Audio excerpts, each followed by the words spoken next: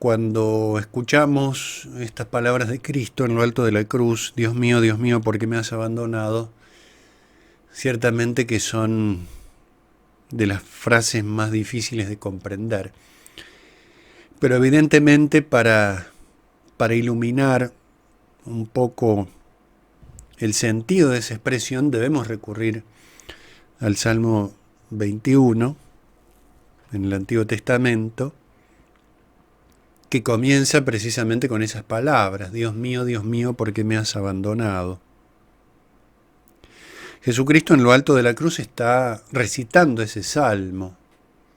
Se pone simplemente la primera frase, lo que Jesucristo dice en la cruz es la primera frase, pero esa primera frase implica en la intención la totalidad del salmo.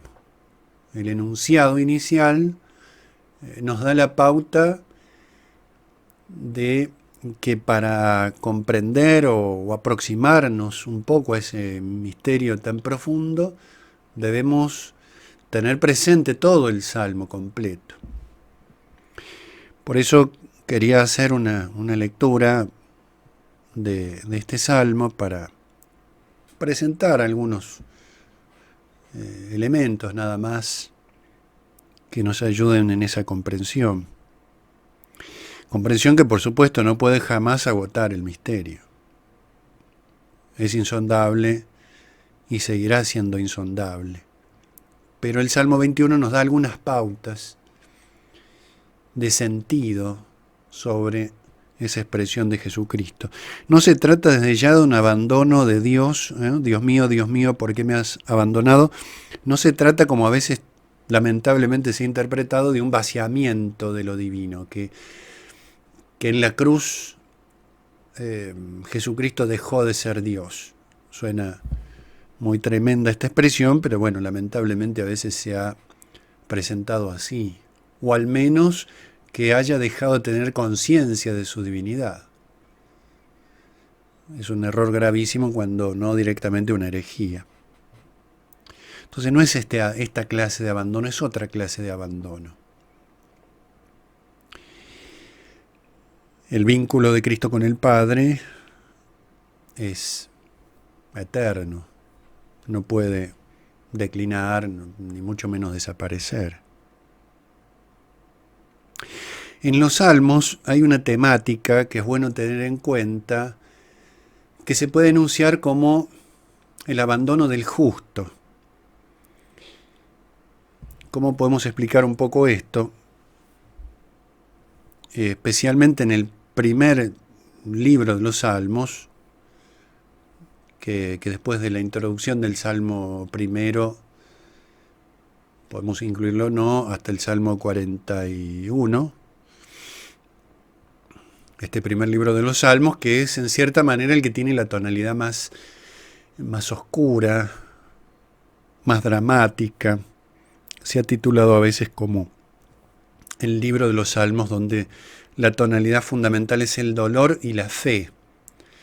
No deja de estar presente Dios, pero su presencia no es explícita o no se manifiesta tal como el creyente a veces quisiera que se manifieste. No es una ausencia, nunca está ausente, siempre está presente, pero no siempre manifiesta su presencia, o no siempre la manifiesta como uno quisiera que la manifieste.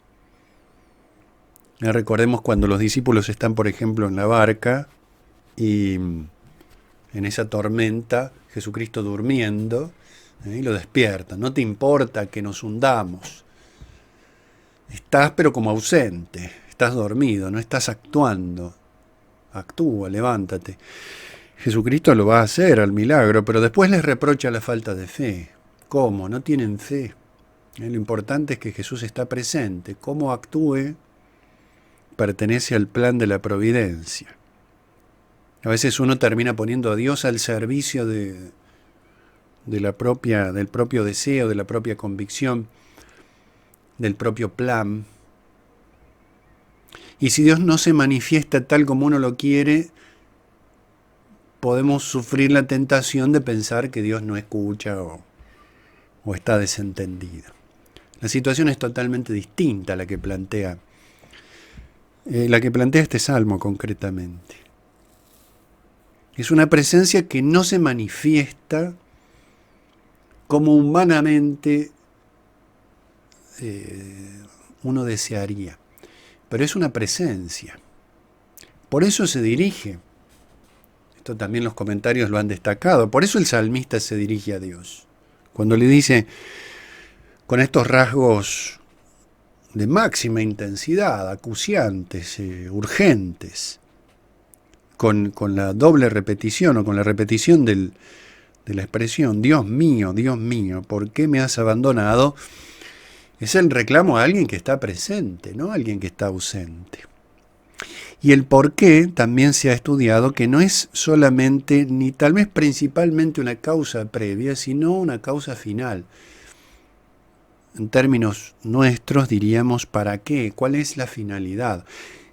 Precisamente, todo el Salmo, si lo leemos completo, va a dar respuesta a este ¿para qué? Es una causa, hay una causa por la cual Dios procede así. En otros salmos también aparece. Un Dios que pone a prueba al justo, pero con una finalidad, no para hacerlo sufrir sin sentido. El sufrimiento tiene sentido. Esta aparente ausencia de Dios tiene sentido. Y el Salmo lo va a expresar, a explicitar, porque lo que sucede en la cruz tiene sentido máximo, dado que se trata de la redención. Ese es el sentido que tiene. Entonces hay un acto de confianza muy grande, presente todo el tiempo en este salmo. Este reclamar a alguien que se ha ocultado, pero que está presente. Versículo 2, entonces, el primero es la referencia a la autoría de David y algunas otras cuestiones, pero el versículo 2 donde empieza propiamente, Dios mío, ¿por qué me has abandonado? Tengamos presente, el Salmo va a dar respuesta a esta pregunta. Tiene mucha intensidad emocional, mucha intensidad conceptual también. Es muy gráfico, nos hace escuchar una voz potente, es un clamor potente, porque nos revela un máximo sufrimiento, pero nunca un sufrimiento sin sentido. Dice, lejos de mi salvación, la voz de mis rugidos. Versículo 3, Dios mío, de día clamo y no respondes, también de noche no hay silencio para mí. Es un clamor constante, y notemos que usa incluso rasgos tomados del mundo animal, es un rugido ya. No es un clamor de tanta intensidad que pareciera que lo conceptual queda como en un segundo plano y lo que se presenta en primera instancia es este rugido, esta fuerza expresiva, incontenible, que reclama la manifestación de Dios, que reclama el sentido del sacrificio y que va orientando al lector hacia ese sentido. Por eso comienza de una manera profundamente dramática. Hay lejanía de la salvación, hay lejanía del Salvador, lejanía de Dios. Es alguien abandonado de todo y de todos. Es alguien profundamente en soledad, pero una soledad cualificada por la presencia misteriosa de Dios, al cual el salmista se refiere. No es una ausencia absoluta. Y por eso este clamor se eleva día y noche. No hay respuesta. Es un clamor sin respuesta, que hace que el clamor sea mayor todavía. Me gustaría decir que es un clamor sin respuesta, pero no es un clamor sin confianza, y no es un clamor, o mejor dicho, en sentido positivo, es un clamor que tiene una profunda fe y una profunda confianza en ser escuchado por Dios, aunque no responda. Y a veces confundimos los dos aspectos. Cuando le pedimos algo a Dios y no lo obtenemos, decimos Dios no me escucha, que es un error. Siempre escucha, no siempre responde, o no siempre, mejor dicho, responde, como decía recién, de la manera en la cual nosotros queremos que responda. Pero siempre escucha y siempre actúa. No es un escuchar como diríamos, un percibir, un saber de qué se trata, y un escuchar desinteresado. No, todo lo contrario. Y el salmista sabe esto. Jesús va a decir que el Padre siempre lo escucha. Creo que es cuando resucita a Lázaro que dice eso Jesucristo. Entonces no hay respuesta. Día y noche, siempre, permanente. Es un clamor permanente, un clamor que no cesa, que no se puede acallar. Porque está ordenado a los efectos de ese sacrificio. No hay silencio. Siempre está gritando, siempre está proclamando en alta voz. Notemos en el versículo 4, empieza algo muy importante, que es un memorial técnicamente. Memorial que no es solo un recuerdo de algo que sucedió, sino hacer presente, actualizar lo sucedido en el pasado. Este salmo tiene dimensiones referidas al presente, que son estas concretamente con la cual empieza, una situación de máximo sufrimiento en presente. Después va a recurrir al pasado, pero haciéndolo presente, mediante el memorial, ahora veremos cómo, y se va a abrir al futuro, que es el motivo por el cual este sacrificio tiene sentido. Vamos a ver que está toda la historia completa y todo el espacio completo, el universo entero, el tiempo, la historia entera, se está expresando aquí porque en definitiva la historia entera converge en el sacrificio de Cristo en la cruz. Bueno, versículo 4 empieza un memorial, dice: mas tú eres el santo, que moras en las laudes de Israel. Lindísima expresión, el santuario también, pero las alabanzas de Israel, vives en esas oraciones. La oración con fe contiene, es un receptáculo de lo divino, porque sin Dios no existiría oración. Dios mismo es ese receptáculo también. Allí habita. Cuando uno reza, no se dirige solo a alguien que está distante, lejano, sino que la oración es, como lo dice también por allí San Pablo, no sabemos orar como conviene, ¿no? El Espíritu, con gemidos inefables, reza desde lo profundo del alma. Lindísima expresión, allí habitas en las oraciones de Israel. Por eso, a pesar de todo lo que acaba de decir en los dos primeros versículos, versículos 2 y 3, en el cuarto empieza a abrirse, a despejarse con mucha tranquilidad, muy lentamente, mejor dicho, el horizonte de luz, que va a ser pleno al final del salmo. Es un salmo que nos lleva de las tinieblas a la luz. Dice: Tú habitas en las laudes de Israel. Leo la versión de la Biblia de Jerusalén.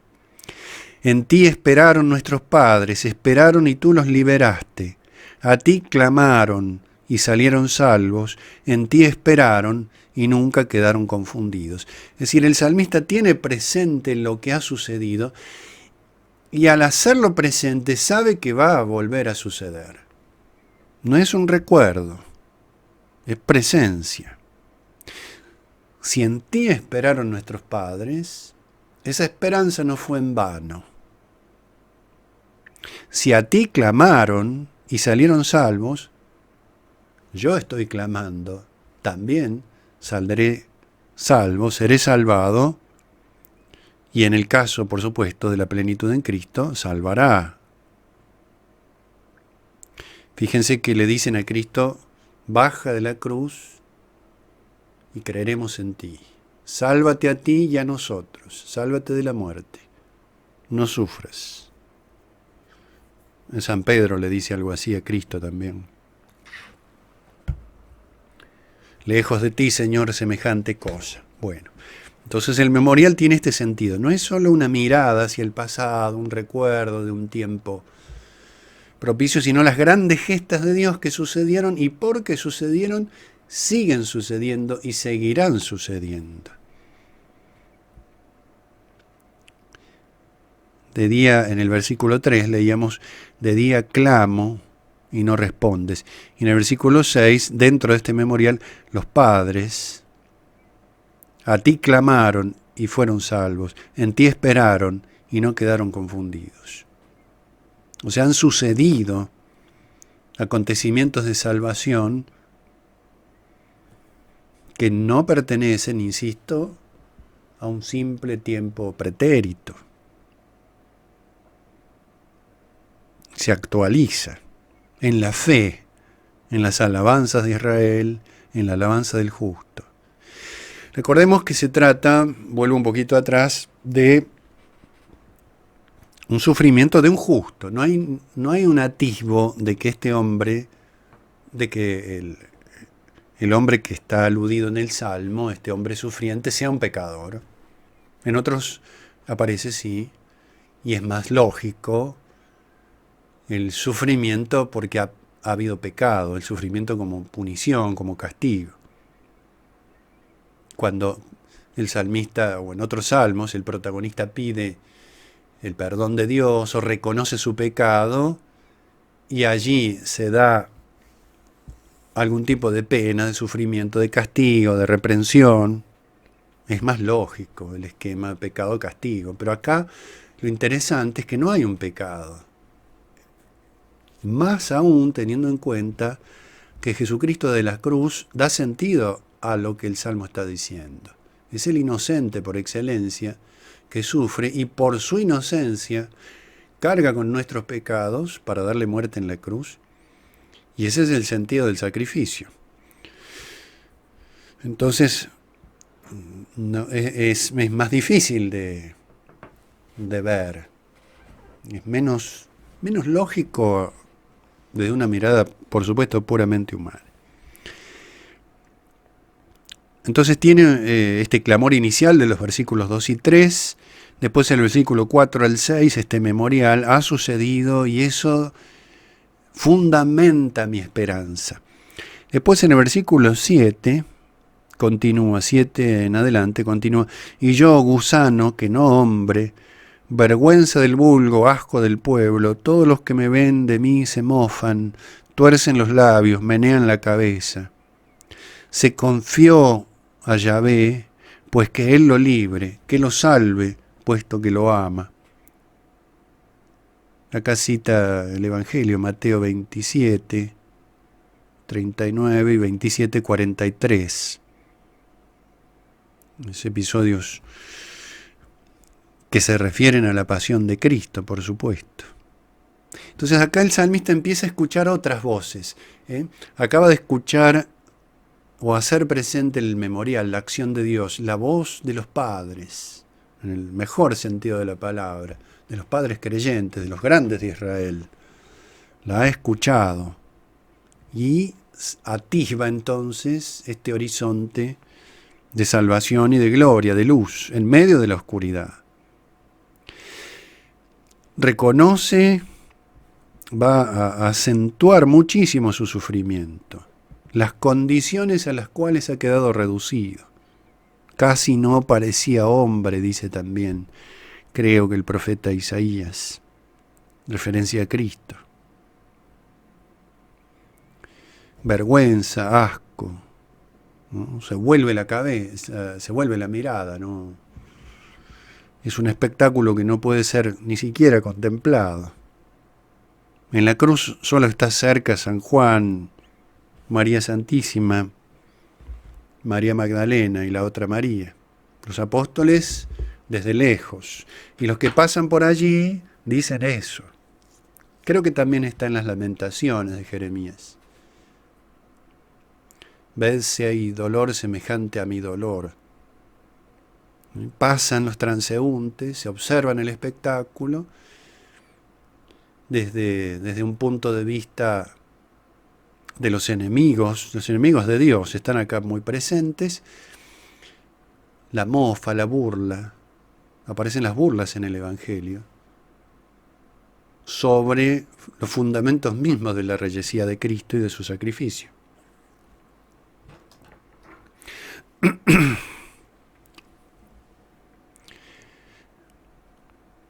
Y estas voces tan agresivas, se confió a Yahvé, que Él lo libre. Que es un modo impío de decir, evidentemente Dios está ausente. Otro de los salmos, no recuerdo ahora el número, creo que en varios aparece esa pregunta, ¿dónde está tu Dios? Muy actual es esa pregunta también.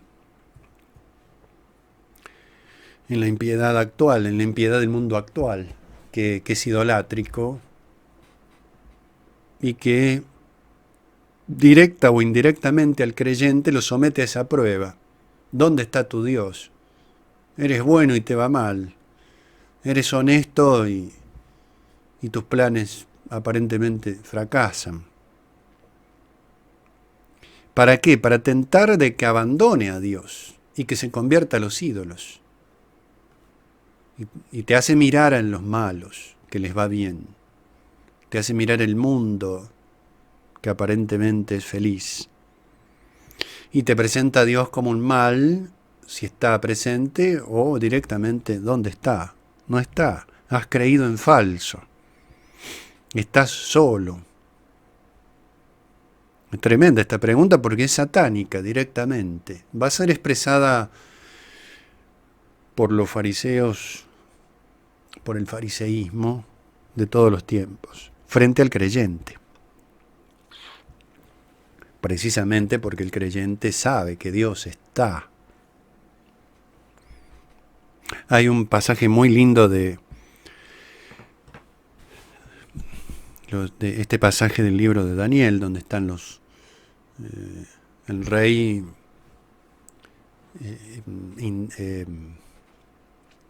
hace que todo el mundo rinda culto a su estatua, un acto idolátrico, y los tres jóvenes no rinden culto, entonces los manda a llamar para que rindan culto a esa estatua, para que se vuelvan idólatras. Y como no lo hacen, los va a poner en el horno ardiente y por supuesto se va a producir ese milagro. Pero es interesante lo que le dicen estos tres jóvenes frente a esta orden de ser idolátrico y por lo tanto abandonar al Dios verdadero. Y los jóvenes le dicen aproximadamente esto al rey, que si nos pones en el horno, Dios, el Dios verdadero, nos salvará. Y le dicen algo más. Y ten en cuenta, rey, que si no lo hace, tampoco adoraremos la estatua. O sea, no importa si Dios nos salva del sufrimiento o no. Nuestra fe no depende de eso. Nuestra fe depende de la presencia. Está presente. Después si nos salva o no, si nos da prosperidad o no, eso corre por su cuenta. No hace vacilar la fe. Las coyunturas de las circunstancias, los tiempos, los éxitos o los fracasos. Aunque no intervengan, nuestra fe no depende de que Dios intervenga o no de la manera que nos parece a nosotros. Muy lindo ese pasaje también. Bueno, se escucha esta voz. Tú dices que Él te ama, que te salve. Entonces se ve agredido por las voces de los enemigos, un clamor de los enemigos que quieren que el creyente deje de creer, que abandone a Dios. Versículo 10, sí, tú del vientre me sacaste, me diste confianza en los pechos de mi madre. Ahora hace como un memorial de su propia vida. Tú del vientre me sacaste, tú me creaste, tú me hiciste nacer. Tú infundiste en mí la confianza desde la más tierna edad, ¿no? Desde los pechos de mi madre. A ti fui entregado cuando salí del seno, consagrado. Desde el vientre de mi madre eres tú mi Dios. Se fija ahora, hay como diversas miradas en el sufrimiento actual, en los memoriales de los padres de Israel. De pronto vuelve la mirada o el oído hacia los que lo agreden para que deje de creer por la aparente ineficacia de Dios. ¿No? El Dios que se oculta está acá. Se oculta para ser buscado. Un gran tema. Porque esa búsqueda revela interés. Buscamos lo que necesitamos. Buscamos lo que nos interesa. Y si no lo buscamos es que no nos interesa tanto. Se esconde así, el tesoro escondido en el campo, ¿no? Entonces ahora vuelve la mirada a su propia vida, a su propia historia, consagrado, creado por Dios, consagrado a Dios de su infancia. Y en el versículo 12, nuevamente el clamor. Va jugando con el Salmo todo el tiempo con esto, no abandona el clamor inmediatamente. Clama a Dios, después observa los diversos planos, pasados, presente, historia personal, y de vuelta, versículo 12, no andes lejos de mí, que la angustia está cerca, no hay para mí socorro. Notemos estas distancias. En el pensamiento bíblico, lo físico tiene siempre una trascendencia espiritual. En el versículo en el versículo 2, después del Dios mío, ¿por qué me has abandonado?, dice, lejos de mi salvación, la voz de mis rugidos. Hay distancia, una distancia que no puedo abarcar. Y ahora en el 12, no estés lejos de mí. Nuevamente la misma petición, la angustia está cerca, el mal está cerca, y tú aparentemente estás lejos, aunque estás más cerca todavía de lo que el corazón lo puede percibir. Proclama todo su dolor.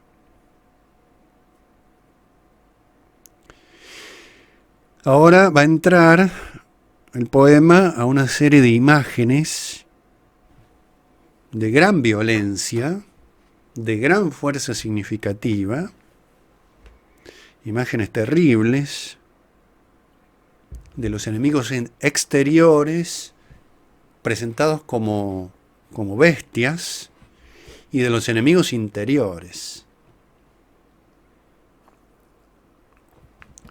Novillos innumerables me rodean, La desgracia está cerca, el mal, los enemigos de Dios me rodean, me acosan los toros de Basán. Lo va viendo casi cinematográficamente. Están cerca, me rodean. Hay que ponerse en esa situación. Habitaba entre las fieras, dice en el Evangelio cuando narra las tentaciones de Cristo en el desierto.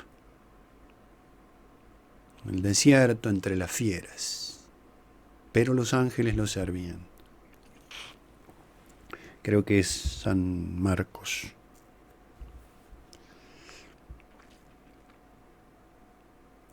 O la primera carta de Pedro, como león rugiente, se refiere al demonio. Resistidle firmes en la fe. El demonio, como león rugiente, ronda buscando a quien devorar. Entonces, novillos innumerables me rodean, me acosan los toros de Bazán. Acá están los paralelismos, la misma idea con palabras distintas para reforzar la idea. Ve que abren las fauces, ávidos, abren contra mí sus fauces. Son imágenes visuales estas. Ya ve que abren sus fauces, ávidos, o sea, hambrientos, ávidos de devorar, ávidos de destruir, leones que desgarran y rugen. Acá se confunde en cierta manera el rugido de los animales, de los enemigos de Dios, de estas fieras salvajes y terribles, con el rugido del creyente, que decía al comienzo, la voz de mis rugidos. Y por eso es tremendamente sonoro este salmo. Una sonoridad muy potente. Leones que desgarran y rugen. Acá empieza esa imagen visual tan trágica y de pronto la imagen auditiva tan fuerte. Por fuera. Por dentro, ¿cómo lo presenta? Versículo 15. Como el agua me derramo, todos mis huesos se dislocan, mi corazón se vuelve como cera, se derrite entre mis entrañas. Una desconfiguración de lo humano. Antes había dicho gusano, no hombre, no tiene apariencia humana. Y ahora por dentro, lo que le confería estabilidad, pensemos por ejemplo en la imagen ósea, al mostrar esto, la estabilidad que confiere sus huesos, parece ya no tener, no puede estar más en pie. Se diluye, se va su vida. No hay solución. Acá se ha vuelto a oscurecer el panorama. Es como si fueran pasando nubes muy oscuras y el sol todavía no puede asomar plenamente. Está seco mi paladar como una teja, mi lengua pegada a la garganta. La sed de Cristo.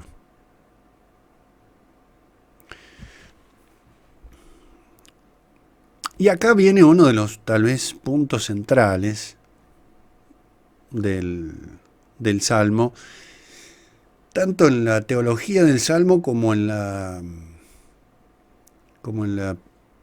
dimensión literaria. Es un salmo que va de manera tumultuosa, con fuerza, con ímpetu, con un dinamismo extremo. Hay otros salmos mucho más tranquilos, mucho más reposados. Este es una tormenta que atraviesa el corazón del creyente. ¿Qué ha hecho el salmista hasta ahora? Una de las cosas principales es reclamar la acción de Dios. No estés lejos, no estés lejos, no estés lejos. Como una repetición, como un estribillo. Lo leíamos en el versículo segundo, lejos de mi salvación, la voz de mis rugidos. En el versículo 12, no andes lejos, que la angustia está cerca. Y va a volver después, en el versículo 20, mas tú, Yahvé, no estés lejos. Tal vez allí en el versículo 20 se inicia una segunda parte. No siempre es fácil estructurar las partes de los salmos, pero va proclamando esto, su dolor, la necesidad de la respuesta divina, la necesidad de la explicitación del sentido del sufrimiento. Todo esto Cristo lo sabe perfectamente, pero nos remite al Salmo para introducirnos en su misterio. Como si estuviera diciendo, acércate, acércate. Hasta ahora se ha acercado el enemigo, el mal, las fieras salvajes, las voces que ponen en duda tu presencia, tu existencia, tu intervención. Y después de tanto pedirlo, aparece Dios. Pero fíjense cómo. Es un dramatismo indescriptible el que emplea. Vuelvo a versículo 15, como el agua me derrama, pidiendo esto, ¿no? Que la reconfiguración, el no perderse definitivamente. Como el agua me derramo, todos mis huesos se dislocan, mi corazón se vuelve como cera, se me derrite entre mis entrañas, está seco mi paladar como una teja y mi lengua pegada a mi garganta. Y dice, tú me sumerges o me sumes en el polvo de la muerte. Da impresión, cuando Dios se aparece, está viendo, algo así comenta, creo que en su recorrido sobre los Salmos, Alonso Shekel, creo que hace esta referencia a él, nos hace ver este horizonte. El salmista en soledad, en abandono, en desolación, en sufrimiento, recordando, evocando, escuchando a los enemigos, las fieras que se acercan, abren sus fauces, se siente morir. Y de pronto dice esto, como si se apareciera dentro en ese horizonte de fieras salvajes, apareciera la salvación. Dios se está acercando. Y de pronto tú, se dice a Dios, tú me sumes en el polvo de la muerte. Acá aparece la muerte.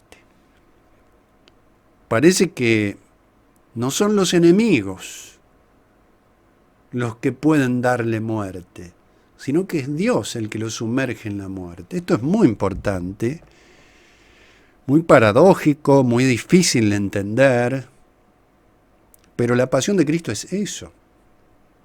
Jesús lo dice expresamente. No es que tengan poder sobre mí. Jesús decide, en el momento en el cual Él quiere, que las fuerzas de la muerte ejerzan su poder. Pero Él les da permiso.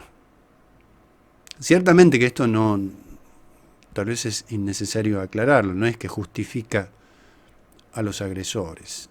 Hay plena culpabilidad. Lo matan a Cristo. Pero Cristo decide cuándo dejar que la muerte actúe. Porque en el fondo su muerte es una entrega al Padre, una entrega voluntaria. Yo doy mi vida y recobro mi vida. Por eso es una muerte absolutamente única. Y por eso es salvífica, porque es sacrificial. Entonces, pero dramáticamente el Salmo nos impacta muchísimo, porque si uno lo lee con intensidad, nos ha angustiado el alma y nos ha puesto en situación, y de pronto, al fin aparece la salvación, y el que debía salvarnos es quien nos da muerte. Pero en este sentido que les vengo diciendo. Algo similar lo tenemos en el Salmo siguiente, el Salmo 22, que es un salmo de gran tranquilidad, tan conocido, el Señor es mi pastor, es el que sigue a este salmo, ¿no? Pero en el versículo 4 dice, aunque pase por valle tenebroso, aunque pase por valle de sombras de muerte, aunque atraviese por la muerte, no temeré ningún mal porque tú vas conmigo. El pastor va a morir, no solo va a pasar por un valle con algunos peligros, muere el pastor y muere también el rebaño. Y San Pablo va a decir, hemos sido sepultados con Cristo en la muerte para resucitar con Él a la vida. El pastor más sorprendente de la historia, que para llegar a la luz de la resurrección, Él va adelante hacia la muerte, es sacrificado, por eso la iglesia es sacrificada, por eso la iglesia es perseguida, para resurgir a la vida nueva. Eso que dice el Salmo 22 con una aparente tranquilidad, lo dice el 21 con máximo dramatismo. Pero es el sentido de la pasión y la muerte de Cristo. Es su entrega. Y vuelve con las mismas imágenes con gran insistencia. Perros innumerables me rodean, una banda de malvados me acorrala, como para prender mis manos y mis pies. Acá hay una referencia tradicional a la crucifixión. Puedo contar todos mis huesos. Ellos me observan, me miran, y acá clarísimo, repártense o se reparten entre sí mis vestiduras y sortean mi túnica.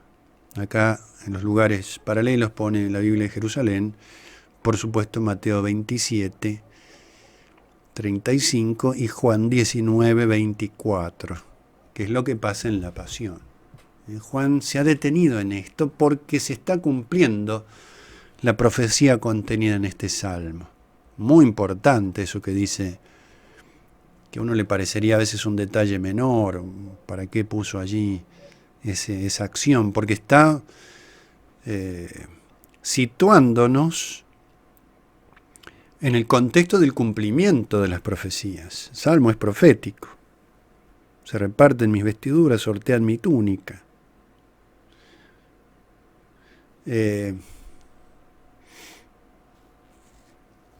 Ciertamente los soldados se quedaban con las prendas de los crucificados, pero nos ha dado sus vestiduras. La vestidura es una cuestión, un tema teológico que recorre toda la Biblia, desde Adán y Eva hasta el Apocalipsis. No es solo exterioridad, o no es exterioridad, es totalidad del hombre. Dios que reviste a nuestros primeros padres, y al final los mártires en el Apocalipsis que son revestidos de blancas vestiduras. Hay muchísimo de esto a lo largo de la Biblia, y acá nos da sus vestiduras. Las deja a nuestra disposición, que es el darse de Cristo, es el donarse de Cristo. El despojo para revestir al que el pecado ha despojado. Lo tenemos también en la parábola del hijo pródigo. Fue despojado de todo, y cuando regresa a la casa del padre recibe la vestidura primera, la que nunca debió perder, la más importante. ¿Y cómo la recibe? Y la recibe por el hijo, que está sutilmente presente en toda la parábola. En este versículo, a partir del versículo 20, que les decía, puede ser una segunda parte del Salmo, fíjense cómo inicia. Mas tú, a pesar de todo esto, mas tú, Yahvé, no estés lejos. Corre en mi ayuda, fuerza mía, libra mi alma de la espada, mi única de las garras del perro. Sálvame de las fauces del león y mi pobre ser de los cuernos de los búfalos. Es individual acá. El Salmo puede tener algunas correcciones textuales. Ahí algunos ponen, me escuchaste. También eso es importante. Bueno, es una variante. En esos versículos que les acabo de mencionar hay una escucha de Dios. Un clamor escuchado, porque acá, en esta segunda parte, del versículo 20 al final, va a comenzar a esclarecerse el panorama. Vuelve el clamor por la salvación. Primero un clamor individual. Habla en primera persona. Líbrame a mí, sálvame a mí. Me escuchaste a mí. Pero, versículo 23, se produce un evangelio, porque ha sido escuchado. Y entonces es necesario que eso se difunda. Anunciaré tu nombre a mis hermanos. Fíjense que va incluyendo ahora al pueblo de Dios. Es un evangelio, un anuncio. una buena noticia. Anunciaré tu nombre a mis hermanos, en medio de la asamblea te alabaré. Los que a Yahvé teméis, amáis, dadle alabanza. Raza toda de Jacob, glorificadle, temedle, raza de Israel.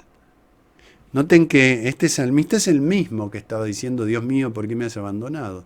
Y de pronto ahora está integrando en su alabanza, por haber sido escuchado, por haberse ofrecido el sacrificio, está integrando a la asamblea de Israel, a la raza de Jacob. Temedle, que significa amar. El temor de Dios es una forma de decir el amor también. Y dice por qué. Versículo 25. Porque no ha despreciado ni ha desdeñado la miseria del mísero, no le ocultó su rostro, cuando lo invocaba lo escuchó. Es el motivo de la alabanza, que Dios actúa siempre. Y ahora está evidenciando la manera en la cual actuó siempre. Y por eso continúa la alabanza del pueblo de Israel, del pueblo creyente. De ti viene mi alabanza en la gran asamblea, mis votos cumpliré ante los que le temen. Temor de Dios insistente, ¿no? Los pobres comerán, quedarán hartos, los que buscan a Yahvé lo alabarán, viva por siempre nuestro corazón. Notemos cómo se ha ido despejando la tiniebla. Ahora está el pueblo de Dios alabando, vivando a Dios. Hay comida, hay hartura, hay alabanza, hay amor, cumplimiento de los votos, hay buena noticia. No ha despreciado, no ha vuelto el rostro. Formas distintas de decir, ha redimido en el mismo sacrificio. Ese es el para qué del sufrimiento inicial. No es un sufrimiento solo, es el amor que sostiene el sufrimiento. Por eso el temor de Dios. Los pobres, los anahuim, que no son exclusivamente gente que no tiene bienes materiales, sino aquellos cuyo tesoro es Dios. Por eso es motivo. Jesucristo como pobre. Porque todo lo de Jesucristo es del Padre. Y es para el Padre.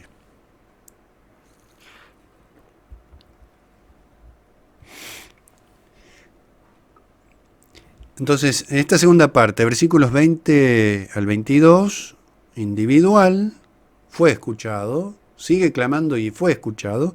Después versículos 23 al 27 integra a todo Israel la buena noticia de la redención.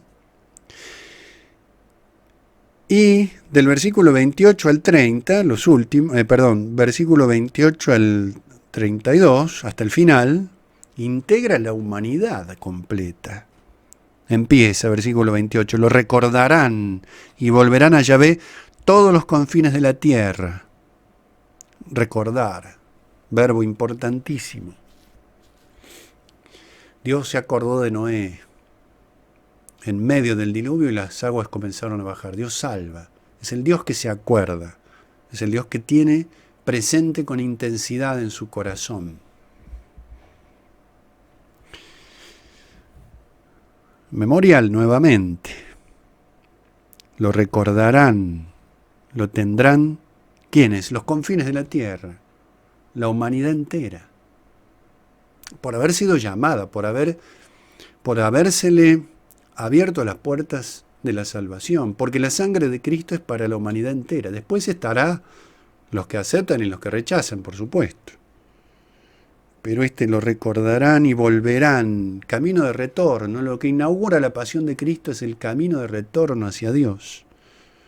Imposible sin Él. Ante Él se postrarán todas las familias de las gentes, no ya solo la raza de Jacob, no solo ya la raza de Israel, sino confines de la tierra, las familias de las naciones, que es de Yahvé el imperio, el reino. Jesucristo como rey. Fíjense la cantidad de signos reales que hay en la pasión, que también los autores han detectado.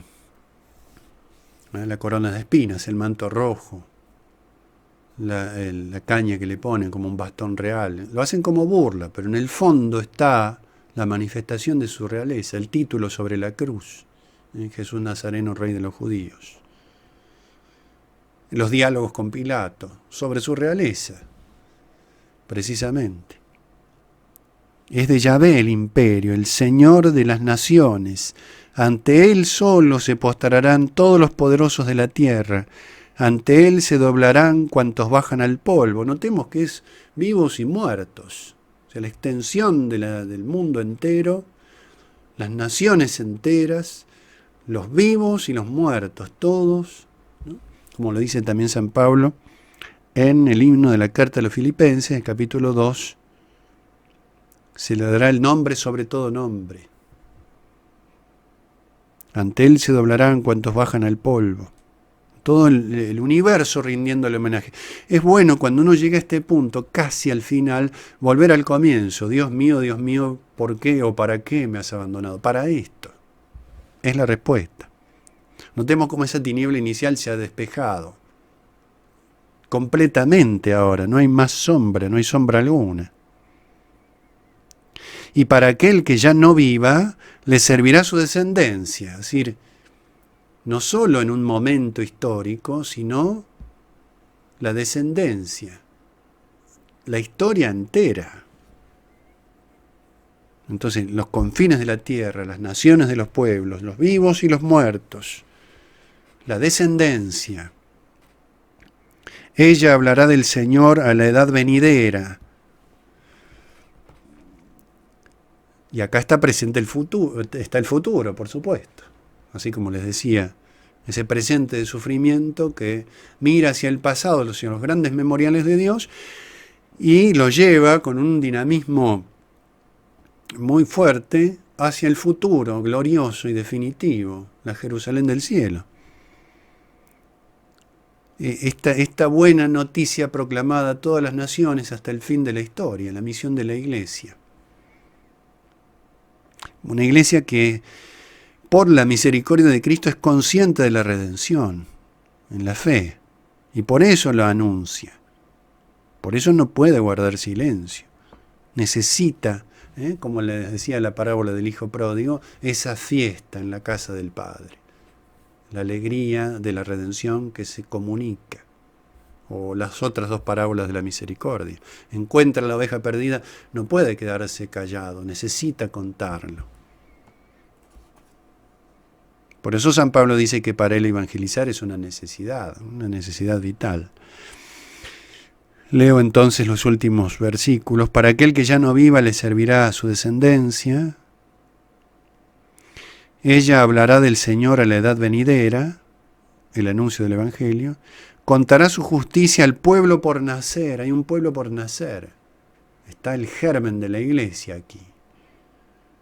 Y la frase final, contará su justicia al pueblo por nacer, esto hizo Él. Las últimas palabritas del Salmo, ¿no? En la versión de la Biblia de Jerusalén.